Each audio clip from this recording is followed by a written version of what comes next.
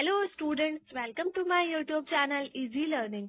इस वीडियो में हम बीपीएससी 134 की बुक जिसका नाम है अंतर्राष्ट्रीय संबंधों का परिचय, इसके फर्स्ट यूनिट के मोस्ट इम्पोर्टेंट क्वेश्चन पर डिस्कशन करेंगे।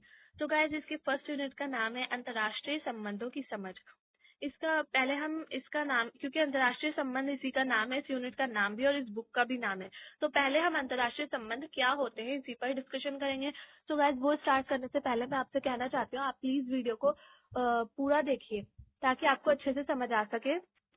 और क्योंकि मैं इसमें नोट्स भी प्रोवाइड करा रही हूँ आपको, तो आपको नोट्स भी मिल जाएंगे। तो इसलिए आप वीडियो को पूरा देखिए ताकि आपको एंड तक समझ आए और आपको नोट्स भी मिल सके। और अगर आपने चैनल को सब्सक्राइब नहीं किया है तो चैनल को सब्सक्राइब करें, वीडियो को लाइक करें, शेयर करें, और कमेंट्स में आप कुछ पूछना चाहते हैं तो पूछ सकते हैं। और अगर आपको नोट्स चाहिए तो आप नोट्स के लिए मुझसे व्हाट्सएप पर कॉन्टेक्ट कर सकते हैं। व्हाट्सएप नंबर मैं डिस्क्रिप्शन में डाल दूंगी।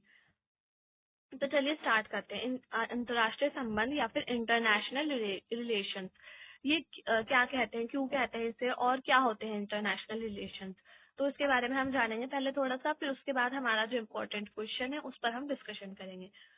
तो इंटरनेशनल रिलेशंस के बारे में मैंने इसलिए लिखा है क्योंकि बुक का नाम भी है, और इंटरनेशनल रिलेशंस जो है हमारी बुक बहुत ज्यादा इम्पोर्टेंट है।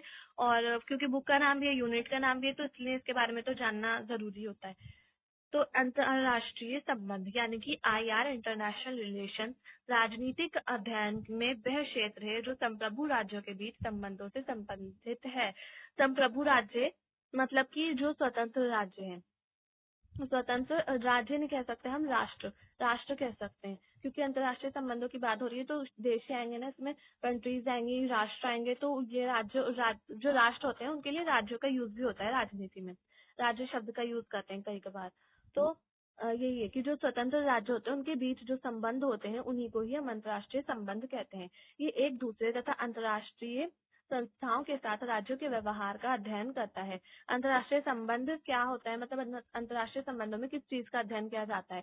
तो अंतर्राष्ट्रीय संबंधों में इस चीज का अध्ययन किया जाता है कि जो संप्रभु राज्य है, मतलब कि स्वतंत्र जो देश है, कंट्रीज है, वो एक दूसरे के साथ किस तरह से बिहेव कर रहे हैं, किस तरह से उनका व्यवहार है, और अंतर्राष्ट्रीय संस्थाएं जो है वो उनका राज्यों के साथ किस तरह का व्यवहार है। देशों का और अंतर्राष्ट्रीय संस्थाओं का किस तरह से वो एक दूसरे के साथ व्यवहार कर रहे हैं, इसी चीज का अध्ययन किया जाता है अंतर्राष्ट्रीय संबंधों में।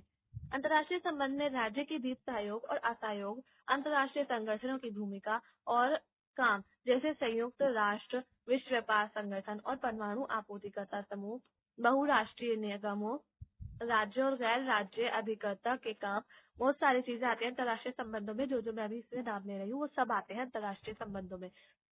बहुराष्ट्रीय निगम, राज्य और गैर राज्य अभिकर्ता के काम, जलवायु परिवर्तन, आतंकवाद, शरणार्थियों और प्रवासियों आदि जैसी कई चुनौतियों से निपटने के तरीके की जांच करती है। तो आपको समझ आ गया होगा अंतर्राष्ट्रीय संबंधों में किस किस चीजों की जांच की जाती है और किस किस चीजों का अध्ययन किया जाता है। अब है अंतर्राष्ट्रीय संबंधों को समझने के लिए यथार्थवाद और उदारवाद, दो प्रमुख विचारधाराएं हैं। तो इन दोनों विचारधाराओं के बारे में हम देखेंगे, इन दोनों विचारधाराओं के बारे में हम समझेंगे कि किस तरह से अंतर्राष्ट्रीय राजनीति को प्रभावित करती है। तो पहला है इसमें यथार्थवाद और दूसरा है उदारवाद। उदारवाद और यथार्थवाद दोनों प्रमुख दृष्टिकोण है जो कि 1930 के दशक से आईआर की समझ और व्याख्या पर हावी है। मतलब कि 1930 के दशक से ये जो है यथार्थवाद और उदारवाद आए हैं सामने, जो कि अंतर्राष्ट्रीय राजनीति में अंतर्राष्ट्रीय राजनीति की समझ को और व्याख्या के बारे में हमें बताते हैं। तो इसे पहली महान बहस कहा जाता है। तो 4 महान बहस हुई थी जिनके बारे में हम पढ़ेंगे। अभी पहली महान बहस आपको समझ आ गई होगी। पहली महान बहस जो है वो यथार्थवाद और उदारवाद, दो विचारधाराओं के बीच या फिर दृष्टिकोणों के बीच हुई थी। पारंपरिक रूप से ये दोनों दृष्टिकोण कूटनीति, सैन्य और रणनीतिक क्षमताओं और उन्हें विस्तारित करने के तरीकों के बारे में समझाते हैं। तो आपको समझ आ गया होगा, जब भी कोई भी देश किसी के साथ अपने संबंध क्यों बनाता है, क्योंकि उसको जरूरत होती है कुछ चीजों की। हम जो है व्यापार करते हैं दूसरों के साथ बनाकर, विस्तार करते हैं अपना, और क्या नाम है, अपने जो है विस्तार करते हैं और व्यापार करते हैं। अगर एक देश को किसी चीज की जरूरत नहीं है तो ये देश इसको वो दे सकता है, इसलिए ये इसके साथ संबंध बनाएगा। जब उसके साथ इसके अच्छे संबंध होंगे तभी तो वो उसको देगा कुछ भी सामान, अगर कुछ देना होगा। जैसे कि मिडिल ईस्ट में तेल के ज्यादा भंडार होते, तो ज्यादातर देश जो है उनके साथ संबंध बनाने की कोशिश करते हैं। जैसे हमारे भारत में भी उनके साथ संबंध बनाया, क्योंकि वो लोग तेल सप्लाई करते हैं। अगर वो तेल नहीं देंगे तो फिर कैसे चलेगा, तो इसलिए वो लोग तेल देते हैं, ताकि मतलब इसी वजह से उनके साथ अच्छे संबंध बनाए जाते हैं। अब है दूसरा, व्यवहारवाद और परंपरावाद के बीच 1960 के दशक में दूसरी बड़ी बहस हुई थी। पहली बड़ी बहस हुई थी 1930 के दशक में, किसके बीच हुई थी? यथार्थवाद और उदारवाद के। दूसरी हुई थी व्यवहारवाद और परंपरावाद के बीच 1960 के दशक में, ये दूसरी बहस थी। तो ये अगर आपके लिए ज्यादा, मतलब ज्यादा तो लिखने के लिए नहीं आएगा, थोड़ा बहुत इसके बारे में लिख दीजिएगा अगर आपके एग्जाम में आ गया ये क्वेश्चन। तो ये हुई कि क्या राज्य और गैर राज्य तत्व यानी कि शक्तियों, गैर राज्य तत्वों यानी शक्तियों का व्यवहार अंतर्राष्ट्रीय संबंधों को समझने की कसौटी होनी चाहिए। ये हमारी दूसरी बहस थी। मैं इसको डिटेल में नहीं समझा रही क्योंकि आगे हमें क्वेश्चन भी करना है इसी वीडियो में। 1960 और 1970 व 80 के दशक में तीसरी बड़ी बहस हुई, जिसे अंतर दृष्टांत बहस भी कहा जाता है या फिर कहते हैं। ये बहस उदारवादियों, यथार्थवादियों तथा मार्क्सवादियों के बीच थी। मार्क्सवादी आयार को प्राथमिक रूप से आर्थिक दृष्टि से समझते हैं। तो आपको समझ आ गया, तीन लोगों के बीच, मतलब तीन विचारधाराओं के बीच थी, उदारवाद, यथार्थवाद और मार्क्सवाद। मार्क्सवाद क्या मानते हैं? आयार को प्राथमिक रूप से आर्थिक दृष्टि मानते हैं। चौथी बहस जो थी वो 1980 के दशक में चौथी महान बहस हुई थी, जो कि प्रत्यक्षवादियों और गैर प्रत्यक्षवादियों के बीच हुई थी, जिसमें प्रत्यक्षवादी चाहते थे कि उनके सिद्धांतों को तथ्य में निहित वस्तुगत ज्ञान के रूप में समझा जाए, जबकि गैर प्रत्यक्षवादी अपने सिद्धांतों को मूल्यों और व्यक्तिपरकता में आधार मानते हैं।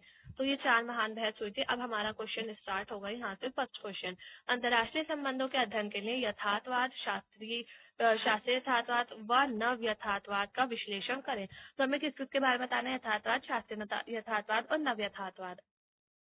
देखिए, ये जो क्वेश्चन है ना, इससे आपके कई सारे क्वेश्चन बन सकते हैं। फर्स्ट क्वेश्चन तो ये जो मैंने अभी आपको बताया, जो लिखा हुआ है।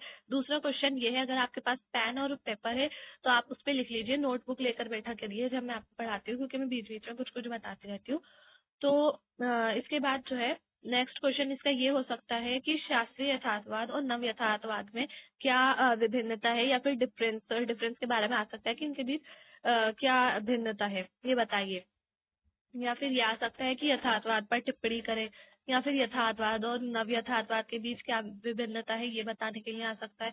तो काफी सारे क्वेश्चंस हो सकते हैं, लेकिन सबका आंसर एक ही होगा जो मैं भी आपको बताऊंगी आगे। तो पहले हम देखेंगे रियलिज्म यानी कि यथार्थवाद क्या होता है। रियलिज्म की शब्द की उत्पत्ति कैसे हुई, कैसे बना, तो उसके बारे में हम पहले डिस्कशन करेंगे, वो देखेंगे। तो रियलिज्म जो है वो रियल और इज्म से बना है, मिलकर बना है। रियलिज्म शब्द की उत्पत्ति ग्रीक भाषा के शब्द रेस से हुई है, जिसका अर्थ है वस्तु या वास्तविकता।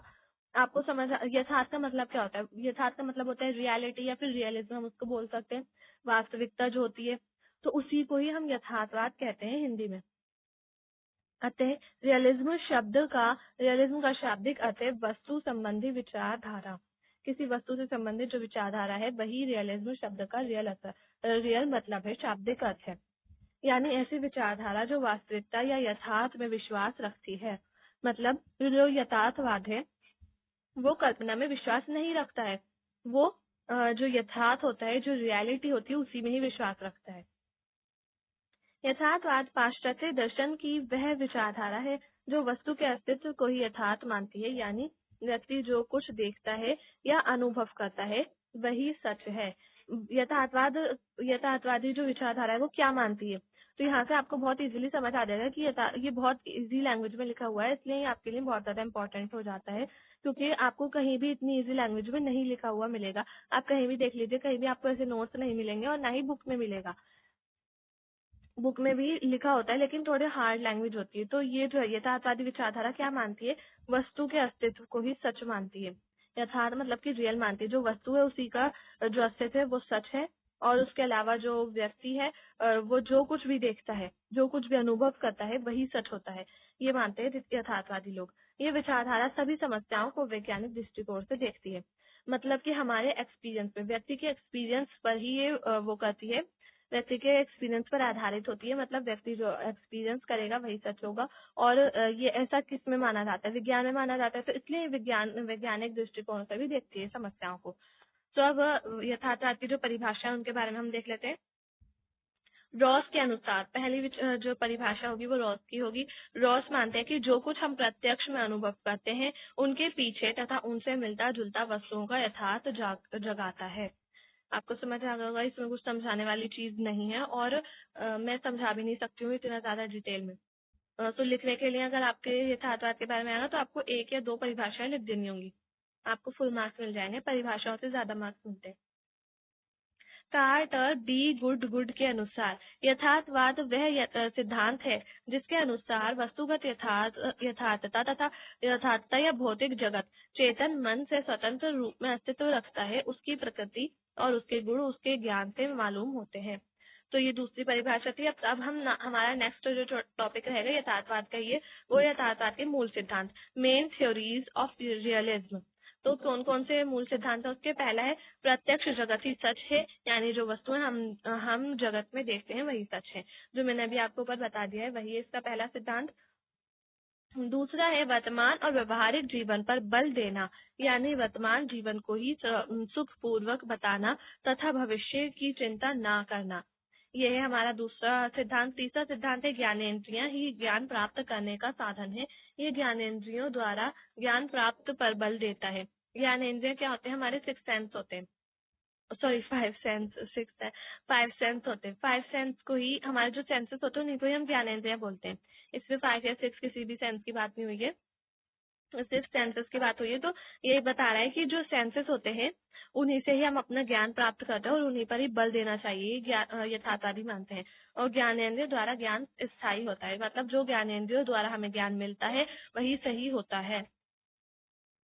पारलौकिक या आध्यात्मिक जगत में विश्वास नहीं रखते, मतलब कि कल्पना में विश्वास नहीं रखते, आध्यात्मिकता में पारलौकिकता में विश्वास नहीं रखते। ये सच रियलिटी जो देख रहे हैं सुन रहे हैं वही सच मानते हैं।